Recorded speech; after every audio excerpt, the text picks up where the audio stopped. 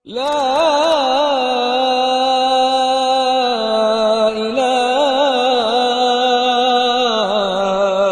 إلا الله.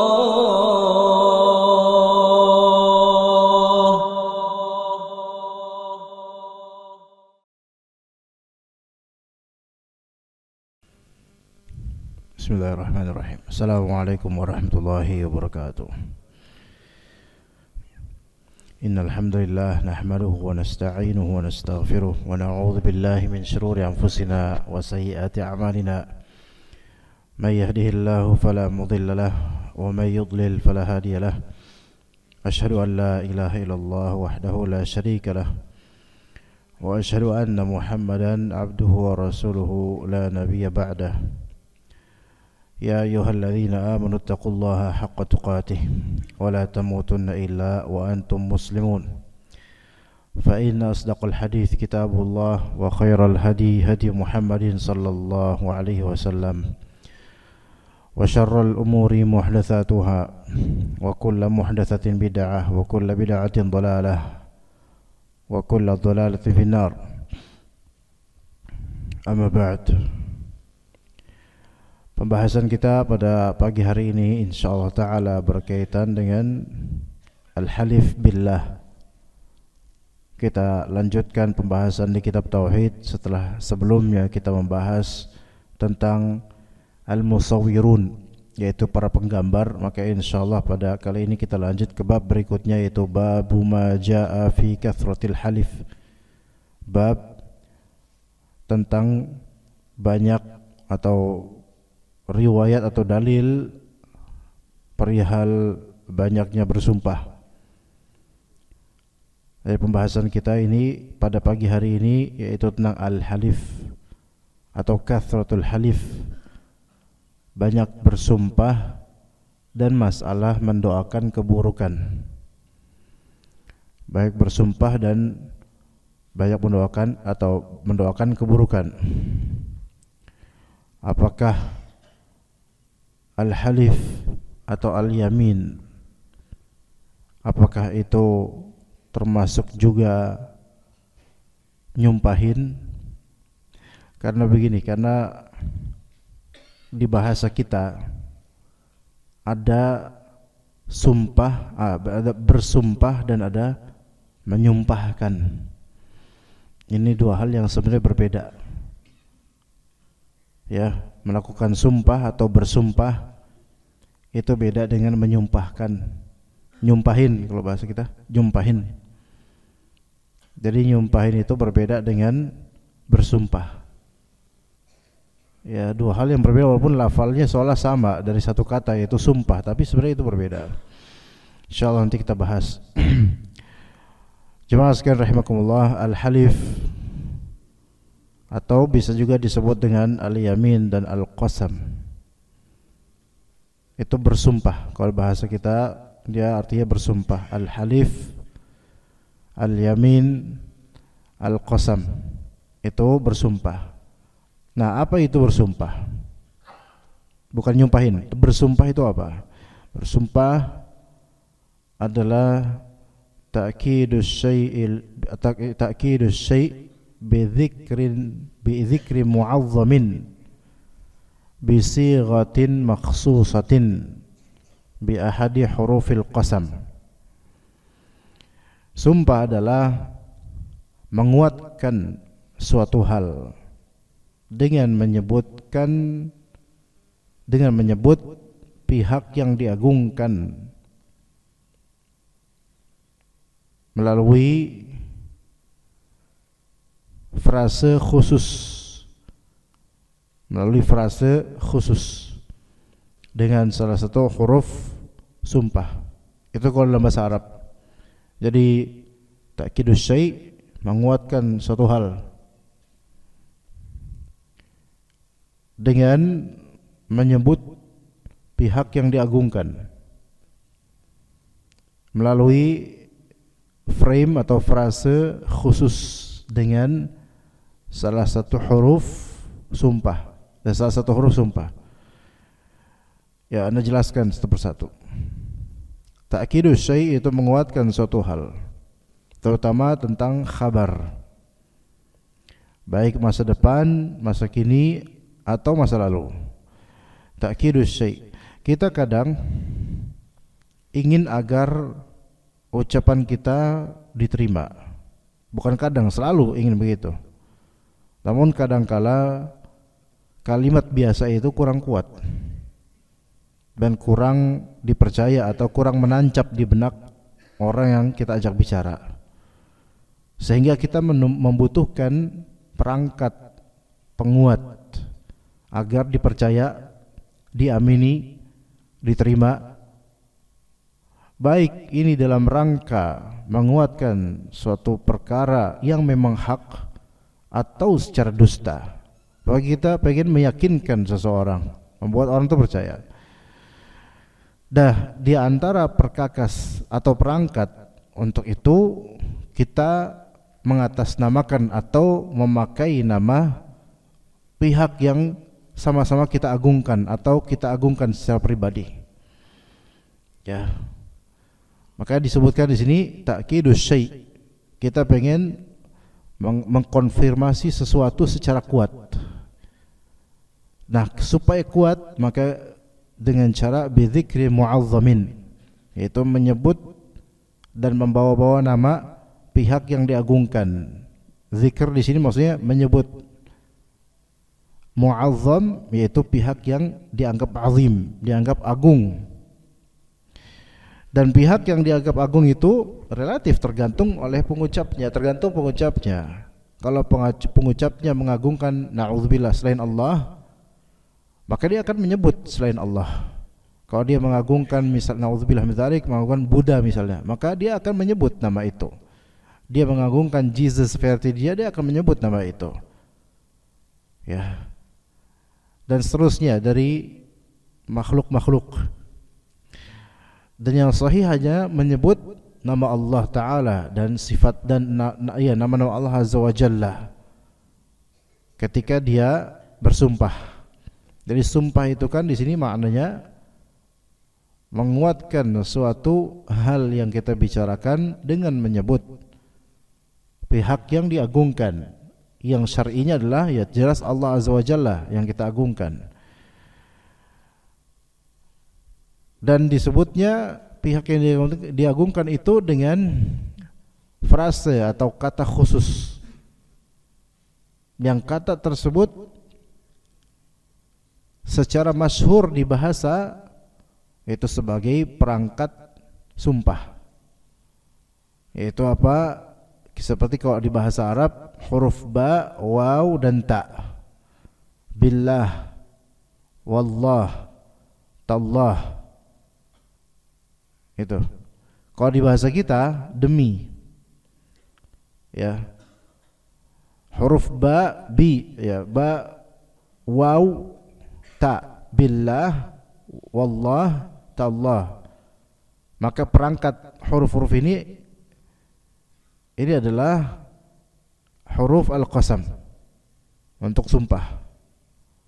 Walaupun huruf ba di sini bisa digunakan untuk hal lainnya.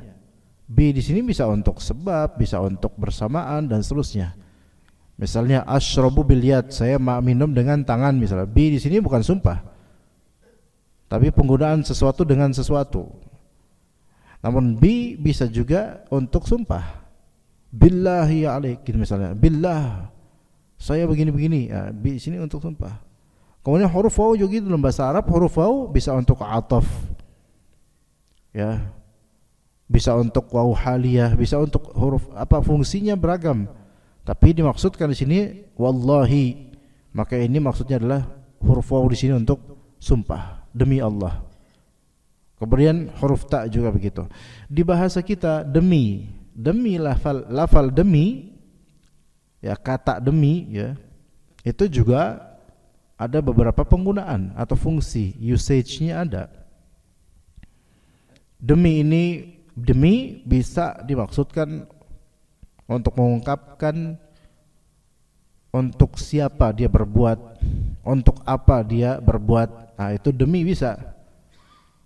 Misal kalau dimaksudkan di sini tidak sampai pengagungan kepada selain Allah, maka pada asalnya boleh-boleh saja. Ya. Misal saya berjuang mencari nafkah demi anak dan istri, maka demi di sini bukan untuk sumpah. Dan demi di sini bukan ada maksud pengagungan terhadap makhluk di luar kewajaran. Maka boleh. Saya berjuang mencari nafkah demi menghidupi istri anak, ini tidak apa-apa. Kalimat seperti ini tidak apa-apa. Karena maksudnya demi di sini adalah for. Kalau bahasa Inggrisnya for, ya, untuk. Tapi kalau demi di sini ada sisi pengagungan yang tidak pantas dalam Islam, maka ini baru dipermasalahkan, baik karena maksiat atau syirik. Ya. Misal kalau kita katakan saya menanam buhul di sini demi terkenaknya orang ini dengan santet, misalnya naudzubillah min dzalik, maka demi di sini walaupun artinya sama kayak tadi for, untuk, tapi di sini tentu karena dalam lahan maksiat maka nggak boleh, atau dalam makna syirik. Ya, misal aku diciptakan di dunia ini demi kamu, ini syirik. Jadi di lagu banyak ini, ya. Demi di sini memang untuk maknanya, tapi connecting demi dengan hidup demi kamu, wah ini pelanggaran berat. Karena kata Allah, inna salati wa nusuki wa mahya wa mamati lillahi rabbil alamin. Kita hidup ini demi Allah. Ya, belajar lillahi ta'ala, ini kok demi kamu, saya hidup demi kamu, wah ini bahaya. Ya. Ini enggak boleh, syirik jadinya. Taib, itu yang tadi yang bukan untuk sumpah. Adapun kalau lafal demi untuk sumpah, maka ini sama kayak bahasa Arab, huruf waw, huruf bi dan huruf ta. Wallahi. Maka huruf waw di sini diindonesiakan apa? Demi. Ya, misalnya wallahi la usalliyan, misalnya. Demi Allah saya akan salat. Jangan artinya dan Allah saya akan salat. Dan itu ya waw memang artinya dan juga, tapi kan konteks kita lihat waw di sini demi. Buktinya ada huruf yang majrur, wallahi, bukan wallahu, wallahi, ya wallahi hi, ya bukan hu. Oke. Itu sumpah. Maka adanya sumpah untuk mentakkid dan menguatkan suatu konfirmasi, suatu pernyataan, suatu kabar. Karena perangkat penguatan kalimat itu ada beragam. Cuman ketika membawa pengagungan di situ pihak yang diagungkan, maka di sini syariat mengaturnya. Kalau itu murni hanya misal penguatan kalimat murni hanya bahasa saja, tidak masalah. Contoh lafal inna, sesungguhnya.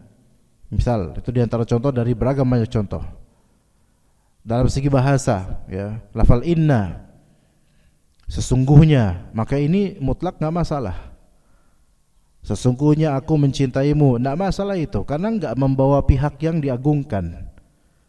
Dia murni bahasa, tatanan kalimat saja biasa. Dalam bahasa Arab kayak gitu, semua bahasa memiliki itu. Inna, sesungguhnya. Atau dengan kata-kata tambahan, ketahuilah bahwasanya, ini kan untuk menguatkan. Ketahuilah bahwasanya. Atau kadang dengan stressing atau dengan accent. Stressing. Kayak misalnya kalau antum bilang, akhi tahu enggak? Nah itu biasa kan? Walaupun itu untuk menguatkan sih, tapi itu biasa kan? Tapi ketika antum tambah nada, akhi tahu enggak antum? Nah ini untuk menguatkan supaya diperhatikan. Dan ini enggak masalah dalam Islam, sama sekali enggak masalah. Selama susupan dan sisipannya itu tidak ada pelanggaran seperti kalimat jorok yang biasa. Kadang anak-anak muda sekarang mentakkidus syai', yaitu menguatkan sesuatu dengan kata-kata kasar dan jorok. Coba di sini barudak Sunda ada nggak di sini? Anak-anak muda Sunda misalnya ngomong sedikit keluar doginya, kan? Dikit keluar. Itu tuh takkid, menguatkan sesuatu, tapi dengan kotor. Nah ini baru syariat mengaturnya. Nggak boleh. Ini akhlak yang buruk. Gitu. Anak-anak sekarang banyak kayak gitu. Sedikit-sedikit nyebut peliharaan tetangganya. Selalu gitu, setiap kalimat temennya digituin semua. Di sekolah, di kampus, di kantor. Itu gampang banget ngomong itu tuh. Kayak nggak dicatat sama malaikat seolah-olah, padahal dicatat. Gampang banget bagi dia. Ini kan ucapan-ucapan kayak gitu kerasa ringan, tapi sebenarnya ada sisi menguatkan sesuatu, menguatkan kalimat. Ini baru syariat mengaturnya. Kalau misalnya kita pengen menguatkan kalimat, membawa pihak yang kita agungkan, di situ juga syariat punya aturan. Kalau pihak yang antum agungkan, yang antum bawa di sini adalah nama Allah Azza wa Jalla, fadhal. Asal jangan bohong. Kalau misalnya pihak yang diagungkan selain Allah Ta'ala, maka nggak boleh untuk masalah sumpah. Kendati pun itu adalah nama Nabi Muhammad SAW. Karena Nabi Muhammad SAW adalah makhluk, dan kita dilarang untuk bersumpah atas nama makhluk. Sekalipun makhluk itu memang makhluk yang memang Allah Ta'ala agungkan, karena kemuliaannya yang Allah Ta'ala ciptakan padanya, Nabi Muhammad, para malaikat, orang-orang saleh misalnya, maka nggak boleh kita pakai nama-nama itu. Demi Allah, demi Rasulullah nggak boleh. Demi Allah yang boleh, demi Rasulullah yang nggak boleh. Ya, kenapa sekarang nanya nanti akhir-akhir Pak? Kalau udah antum angkat suara itu berarti menunjukkan kajian segera berakhir. Pak Rosadi, akhir-akhir dah. Jangan sekarang. Ini saya masih muqaddimah ini. Jangan di stop kajian ini. Perkataan sebagian kalangan awam, demi Allah, demi Rasulullah, itu nggak boleh. Jadi demi Allah saja. Ya, kayak kita bilang wallahi antum. Nah, ini pertanyaan ini kan ngajak untuk bersumpah. Maka jawab wallahi memang gitu. Nah, asal jangan bohong. Adapun bilang demi gitu. Ya kadang demi nyuruh orang untuk bersumpah dengan demi gitu. Demi apa? Ya. Demikian. Demit. Ya, demi apa? Ya. Demi Allah lah, ya, demi Allah. Boleh kita memang nanya, boleh demi di sini maksudnya adalah nanya apa, mengajak orang supaya sumpah untuk dipercaya. Karena ketika seseorang bersumpah dengan menyebut pihak yang diagungkan, di situ sebenarnya ada sisi pengagungan dan ada sisi perendahan diri terhadap yang diagungkan itu.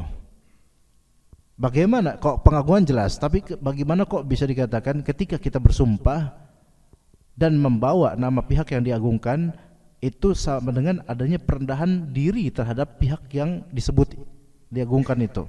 Kenapa kok bisa disebut gitu? Merendahkan diri, kenapa? Karena kalau antum bersumpah bawa-bawa nama pihak yang diagungkan, antum akan ada rasa takut kalau antum bohong atau salah. Paham gak sini? Coba antum misalnya menginformasikan sesuatu, diganceng ada tabrakan. Oh, kurang percaya saya, kata temannya. Demi Allah diganceng ada tabrakan misalnya. Kenapa nyebut nama Allah Azza wa Jalla? Ya. Supaya dipercaya. Ya. Dan dia enggak boleh sembarangan kan, merasa demi Allah ini. Kalau misal dia ngomong demi Allah sembarangan, berarti dia enggak mengagungkan Allah. Tapi dia demi Allah ada tabrakan diganceng misalnya. Ada rasa takut juga dia kalau dia salah kan. Dia berani bersumpah bawa nama Allah karena apa? Karena dia benar. Makanya berani gitu loh. Nah, orang yang mau bohong misalnya, ada tabrakan di Pondok Ranggon. Padahal bohong, nggak ada tabrakan. Coba demi apa antum ngomong kayak gitu? Ana nggak mau sumpah, nggak. Pokoknya ada aja tabrakan di Pondok Ranggon. Coba bilang demi Allah ada penuh. Nggak mau. Loh, kenapa nggak mau sumpah? Nggak mau aja. Ana nggak mau banyak ngomong. Dari tadi antum ngomong. Coba sumpah demi Allah ada tabrakan. Nggak mau. Kenapa dia nggak mau sumpah? Karena khawatir ini lagi bohong. Kalau bawa nama Allah, pihak yang diagungkan, yang dia menghambakan diri padanya, bawa pihak ini, wah takut, ya gitu. Maka di sini ada semacam penghambaan diri pada pihak yang diagungkan dalam penyebutan demi fulan atau demi pihak ini. Ketika kalau itu bukan Allah disebutkan demi siapa gitu, maka seolah-olah dia menghambakan diri pada pihak yang disebutkan demi siapa itu. Dalam Islam hanya Allah Ta'ala yang berhak untuk bersumpah atas nama makhluknya, karena itu terserah Allah, yaf'alu ma yasha. Adapun makhluk seperti kita enggak boleh bersumpah kecuali atas nama Allah Azza wa Jalla saja. Kalau bersumpah atas nama selain Allah, maka ini masuk dalam syirik. Jika itu ceplosan saja, maka bisa syirik kecil.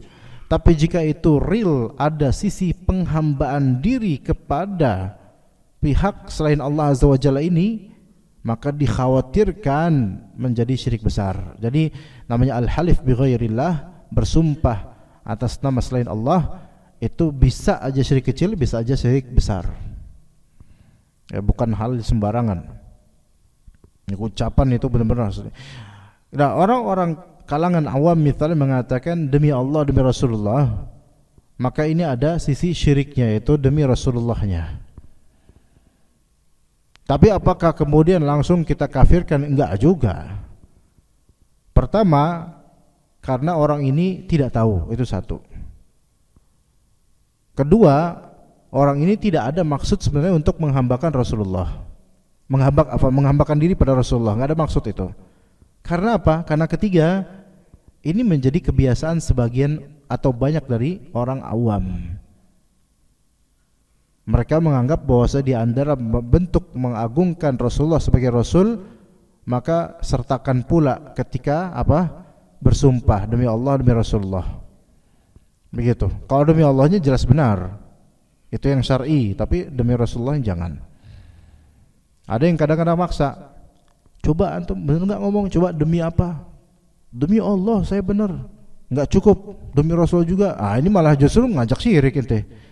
Ya, enggak, demi Allah aja cukup. Ya. Taib.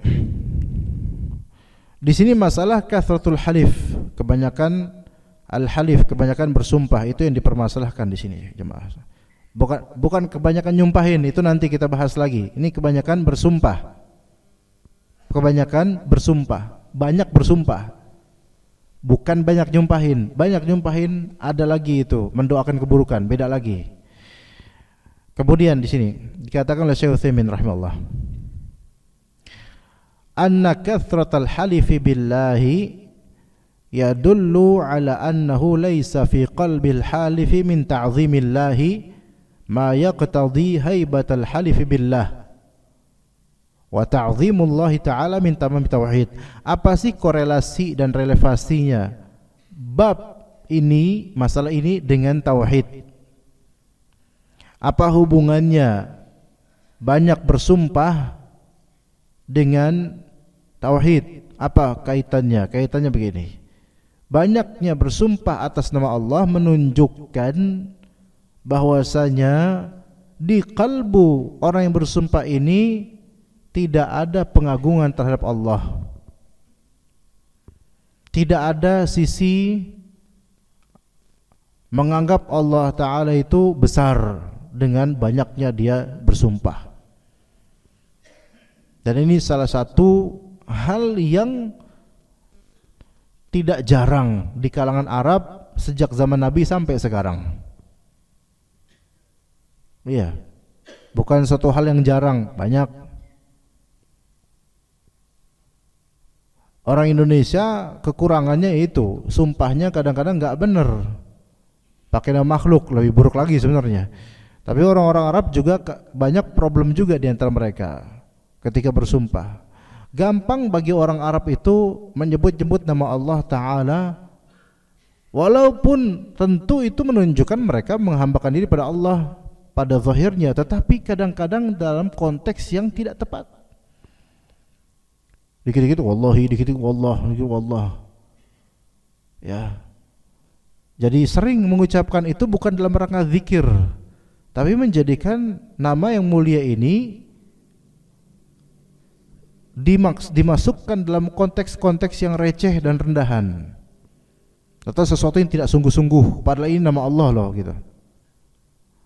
Taib. Kalau antum misal menyaksikan sepak bola dengan komentator Arab, ya sebenarnya komentator sepak bola di antar negara itu menunjukkan seberapa karakter dan kualitas umumnya bangsa itu sebenarnya. Ya, umumnya atau sebagiannya lah ya. Kalau misalnya di negara Eropa Barat lah ya, Amerika atau Eropa, itu cara bicaranya sesuai dengan bahasa yang benar, dan kemudian istilah-istilah yang digunakan istilah-istilah yang memang populer dalam sepak bola, istilah yang benar, formal, baik gitu. Karena passion mereka di situ. Antum kalau ngeliat kemudian pindah misalnya ke Spanyol gitu lah, cara komentarnya itu kalimatnya cepat banget, menunjukkan bagaimana cara mereka ngomong. Antum geser ke Arab, baik Mesir atau mana lah, pokoknya Timur Tengah lah ya, dan Mesir, Afrika, pokoknya daerah orang Arab baca bahasa Arab dengan bahasa Arab. Antum banyak mendapatkan sumpah, penyebutan nama Allah, Allah gitu. Kadang-kadang istighfar itu komentatornya itu. La haula wala quwata illa billah. Itu menunjukkan apa? Ini walaupun suka bola tapi sering zikir, mungkin pas jeda antara babak pertama kedua tahajud dia kayak jangan-jangan. Sering zikir, sering nyebut Tuhannya, sebut nama Allah. Allah. Coba kalau lihat antum ketika komentator bola barat yang mungkin Nasrani, Jesus, nggak ada nyebut gitu. Paling oh my God, paling gitu. Susah nyebut nama Tuhannya, susah. Kalau diganti dengan oh my goodness gitu. Ya. Itu Eropa Barat, Arab. Indonesia jebret apa? Nah, itu nunjukin segitu kualitasnya. Asal asbun aja. Asal teriak aja biar rame. Gitu. Menunjukkan segitu kualitas kita itu. Ya. Nah, kalau di Arab itu saking mudahnya wallahi gitu, gampang banget itu. Nah, ini bahaya kalau dibiasakan. Maka kata Syekh Utsaimin dan para ulama lainnya dari zaman dahulu kala, kebanyakan wallahi untuk segala hal pengen dikonfirmasi dengan tambahan wallahi terus, wallahi lagi, ini wallahi, wallah. Itu orang ini nganggap enteng apa ya gitu nama sumpah. Emang gampang ya gitu bawa nama Allah untuk segala kalimat yang diucapkan. Gitu.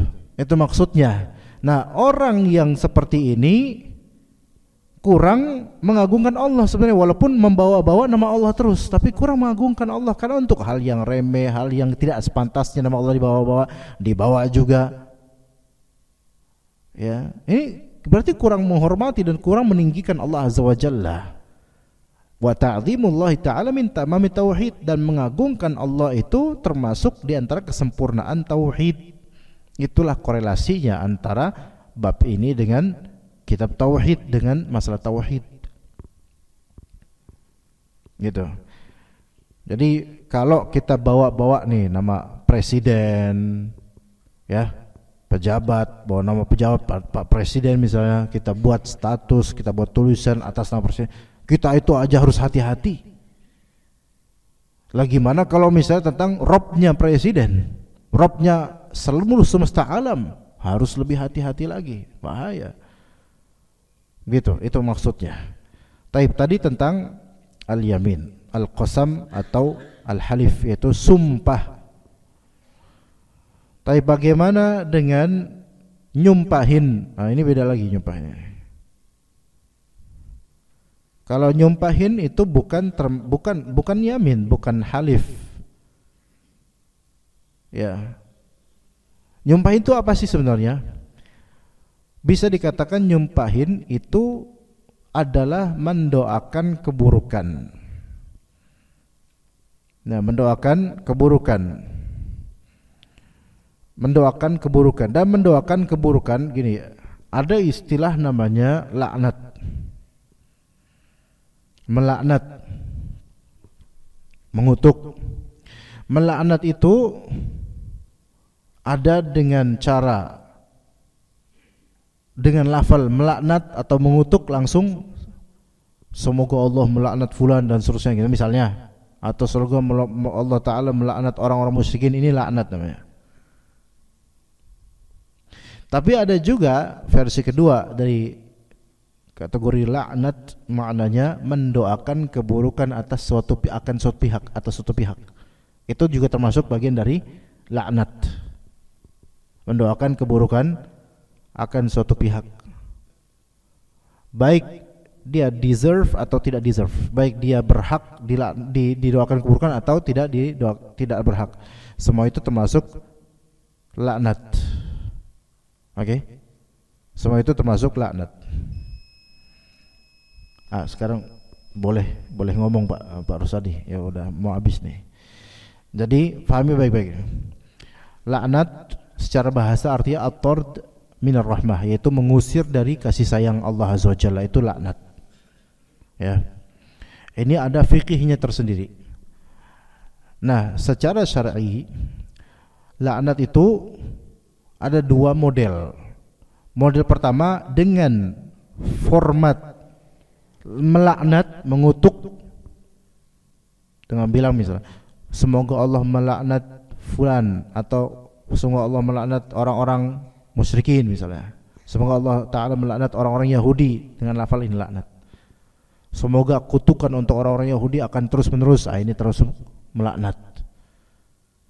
Ya, kalau yang ini, maka para ulama mengatakan tidak boleh terhadap orang muslim, tidak boleh terhadap orang secara khusus muayyan.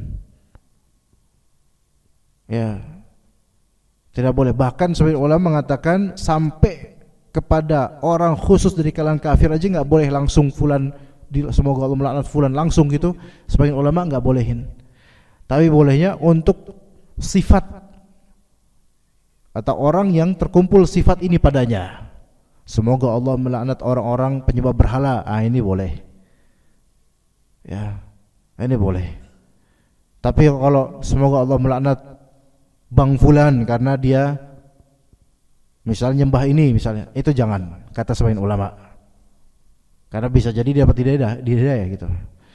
Oke, ini laknat dengan lafal laknat. Tapi yang kedua, lafal melaknat tapi bukan dengan lafal laknat, melainkan arti kedua adalah mendoakan keburukan atas pihak tertentu, baik satu atau lebih dari satu orang, atau disebutkan sifatnya saja. Maka mendoakan keburukan itu ada yang hak, ada yang tidak hak.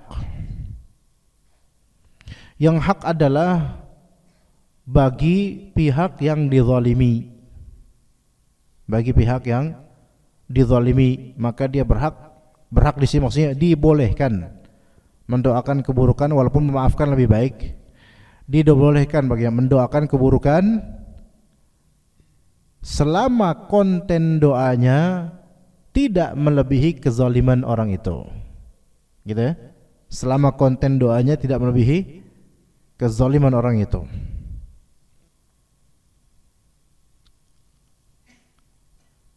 Sesuai atau menyerahkan secara global kepada Allah akan doa, dengan doa itu. Misalnya semoga Allah balas dia. Itu boleh.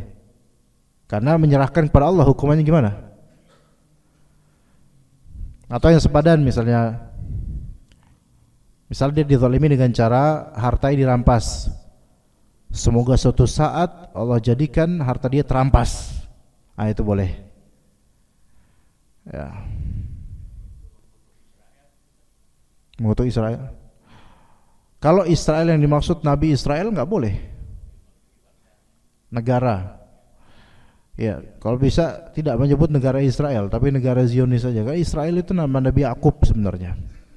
Mereka sengaja pakai nama Israel supaya kalau kita mengutuk negara itu seolah mengutuk Nabi Israel. Itulah liciknya mereka. Semoga Allah melaknat orang-orang Yahudi itu. Nah, di sini kalau mengutuk Lebih baik bilang semoga Allah melaknat orang-orang Yahudi yang antum, ya Allah Ta'ala tahu maksud antum siapa gitu kan, tahu siapa aja. Karena agak riskan dengan menyebut nama Israel, karena Israel itu nama yang mulia sekali. Agak berat kalau kita nyebut Israel telah menghancurkan ini. Ya, Israel itu nama nabi aslinya. Ini bikin malu aja gitu loh. Ya mereka lah orang-orang Yahudi itu.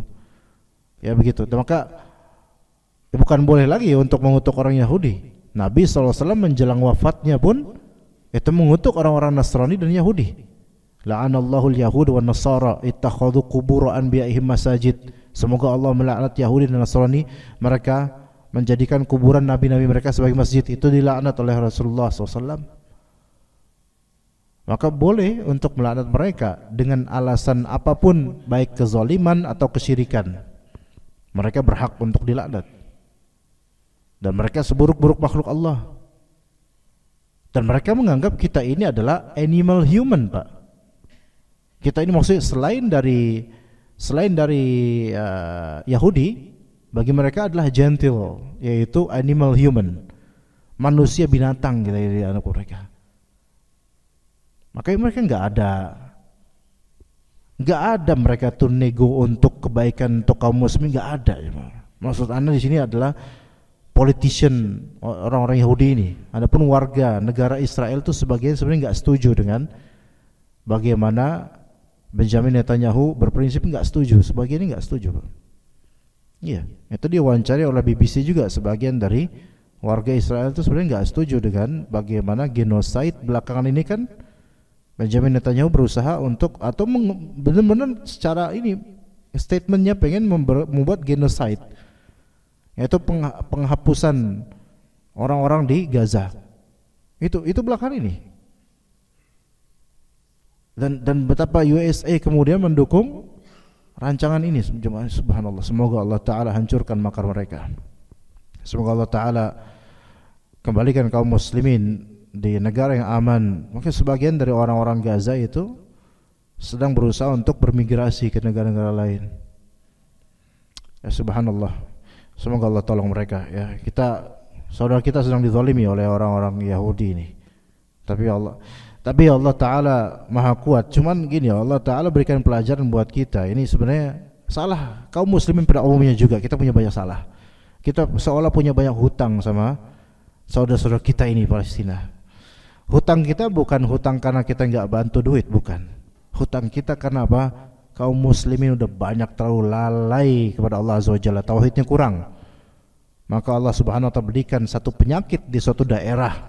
Penyakit maksudnya kesulitan kaum muslimin di suatu daerah yang tidak ada satupun negara di dunia yang berhasil menginterupsi Israel, negara Zionis. Ya tuh. Coba antum bayangkan orang-orang Yahudi Israel. Antum tahu orang Yahudi itu mereka pengecut dari zaman Nabi Musa alaihissalam sampai sekarang sebenarnya. Di surat Al-Maidah disebutin untuk perang aja mereka bilang ke Nabi Musa alaihissalam ketika mau pergi ke suatu negara yang di sana ada musuh-musuh. Yang sebenarnya itu kalau kita tawakal itu bisa ngalahin musuh, tapi orang-orang ini ketakutan. Lan nadkhulaha abadan madamu fiha. Fadhhab anta wa rabbuka faqatila innaha huna qa'idun, kata orang-orang Yahudi itu, Bani Israel itu. Ya Musa, itu kalau ada tentara itu kita enggak bakal mau ke situ. Enggak berani kita. Udah ente aja sama Tuhan ente datang ke situ, perang aja ente berdua. Gitu, subhanallah, kurang ajar itu. Itu di surah Al-Maidah ada itu. Itu karakter yang disebutkan oleh Allah dalam Al-Qur'an, gimana mental Yahudi itu. Sebenarnya pengecut, penakut. Tapi dengan kepengejutannya mereka itu kok bisa-bisanya mereka sampai sekarang dalam pekan lalu itu pekan ini bahkan awal Senin atau Selasa itu Netanyahu udah bilang akan melakukan genosida, yaitu pemberangusan semua orang-orang Gaza. Itu udah terang-terangan. United Nation, PBB sampai sekarang mana coba gerakannya? Dan kemudian koalisi negara-negara Arab dengan rapatnya mereka nggak bisa mengubah.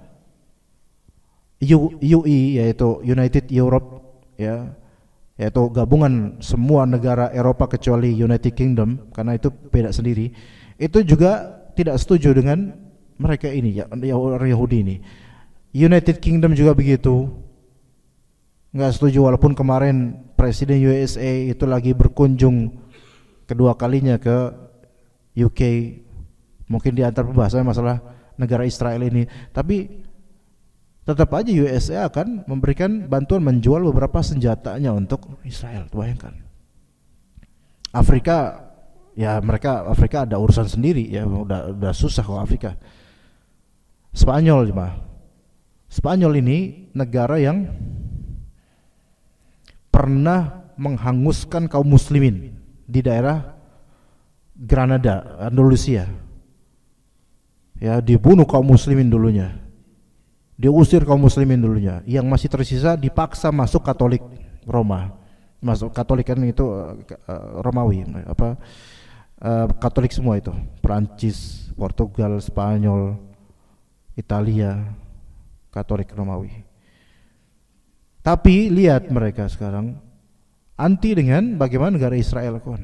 Sampai orang yang dulu anti Islam terketuk kemanusiawiannya itu melawan negara Israel. Dan Italia misalnya, Italia ini Romawi, itu Rom, ya. Sumber Katolik kan di situ aja, Pak. Kan?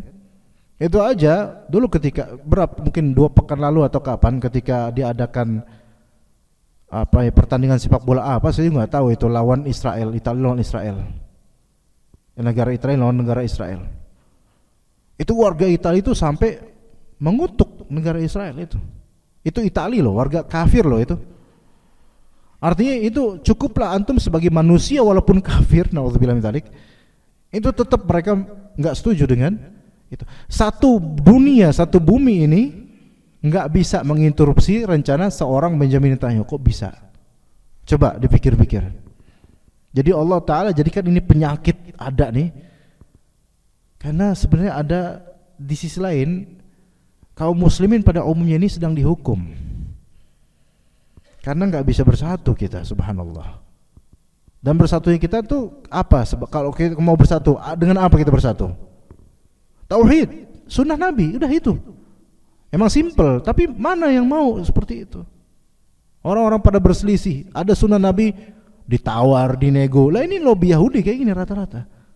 Udah jelas sunnah kayak gini, masih aja ditawar-tawar. Itu kayak orang Yahudi apa? Ketika diperintahkan idbahu antadbahu baqarah. Satu sapi aja, sembelih satu sapi. Nawar lagi, nawar sampai susah urusan. Sunnah jelas, nggak mau ikutan, bikin rumit. Akhirnya merasa agama rumit, ya udah. Jadinya sektariannya banyak, cabang-cabangnya banyak. Orang-orang versi inilah, mazhab itulah, versi inilah, nggak bisa bersatu. Ya. Dan bukan hanya pemerintahan Arab misalnya beda-beda, ya semua pengen supaya ini, tapi kenapa kok nggak bisa? Ya ini salah satunya apa? Karena banyak yang maksiat merebak di kaum muslimin di seluruh dunia ini, masih belum pada menuju tauhid pada Allah. Begitu. Tapi pada waktunya insya Allah, kan dalam hadis Nabi SAW, pada waktunya insya Allah kaum muslimin lah yang bakal menjadi Jewish hunter. Ya, Jewish hunter itu apa? Pemburu orang Yahudi. Kita kaum muslimin entah kapan, tapi nanti ketika orang-orang muslimin ini sudah betul-betul kembali ke agama Allah. Jadi kesengsaraan Gaza itu hutang kita, jemaah. Kita berhutang sama mereka.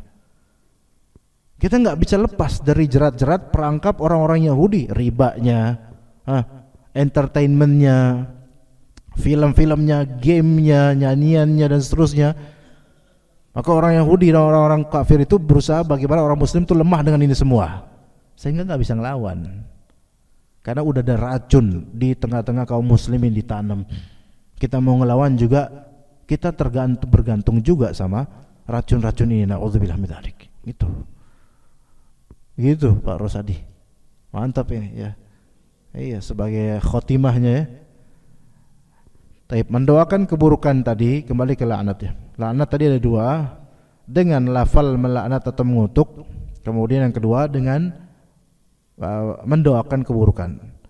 Mendoakan keburukan itu juga ada 2 model, yang hak dan yang batil. Kalau yang hak yaitu mendoakan keburukan pada pihak yang menzalimi dengan konten doa yang sepadan atau global. Ya, kalau misalnya dia zalimin kita karena ngambil harta kita, semoga Allah balas. Nah, ini global. Kalau kita bilang semoga Allah Ta'ala semoga nanti kelak mudah-mudahan bakal hilang juga harta dia, misalnya, itu sepadan. Tapi kalau nggak sepadan, ini masuk ke dalam yang kedua, tidak hak. Walaupun ini zalim, tapi kalau didoainnya misalnya dia ngambil sendal, lagi kita masjid ngambil sendal, pas kita pulang sendal hilang, ya enggak? Berapa harga sendalnya? Kalau swallow insya Allah ikhlas lah ya, kalau swallow mah ikhlas, apalagi coklat satu ya. Nah, ini sendalnya apa sih, Anda nggak tahu nama merek sendal, mereknya Chevrolet misalnya, ada nggak sendal merek itu?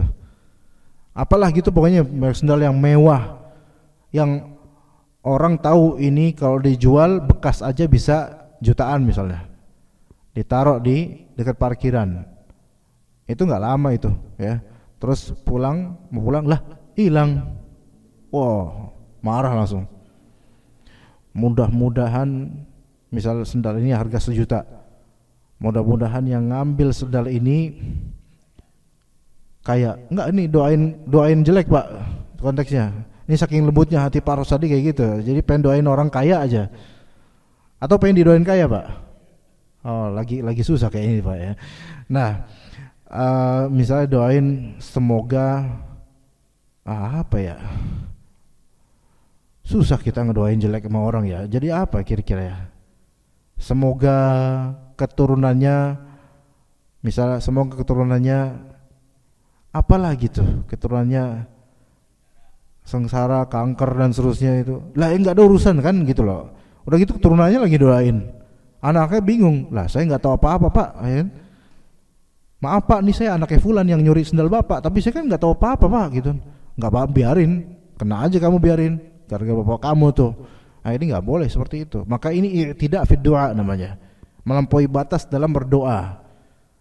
Jadi mendoakan orang yang zalim itu boleh, namun dengan kadarnya.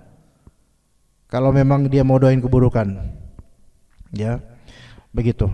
Dan doa keburukan itu termasuk bagian dari laknat, tetapi biasanya tidak dimutlakan disebut laknat, tidak. Tetap dimutlakan doa keburukan. Dalam syariat biasanya yang disebut laknat itu yang pertama tadi, yaitu saya laknat fulan, saya melaknat orang-orang ini, dan itu baru melaknat.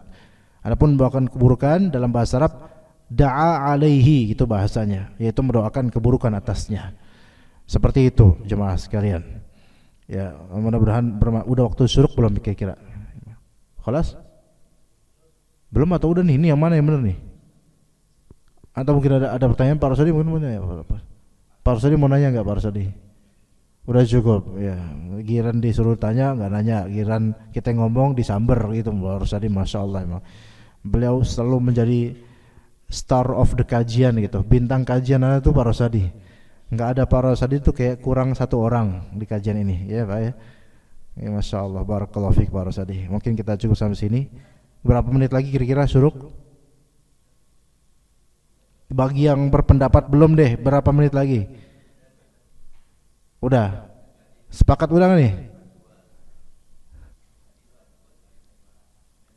Oke, udah 16 menit. Berarti sepakat udah, kita cukup udah sampai sini. Barakallahu fikum jami'an. Wassallallahu ala nabiyina Muhammad wa ala alihi wa sahbihi ajma'in. Subhanakallahumma bihamdika asyhadu an la ilaha illa anta astaghfiruka wa atubu ilaik. Assalamualaikum warahmatullahi wabarakatuh.